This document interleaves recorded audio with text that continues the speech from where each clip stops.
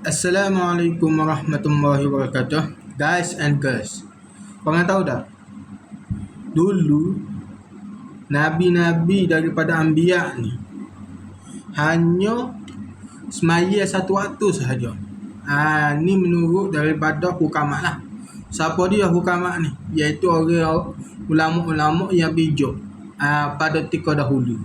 Jadi mereka kata ni para Anbiya, para Nabi daripada Anbiya ni hanya hanya semaya hanya satu waktu sahaja sebelum daripada Nabi Muhammad lah.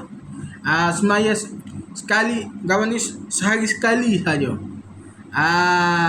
Tu nak kata kelebihan yang Allah Subhanahu Taala bagi kepada umat Nabi Muhammad sallallahu alaihi wasallam, kepada Nabi Muhammad dan umat dia. Tu. Alhamdulillah lah, kita kena bersyukurlah. Itu saja. Semoga bermanfaat. Assalamualaikum warahmatullahi wabarakatuh.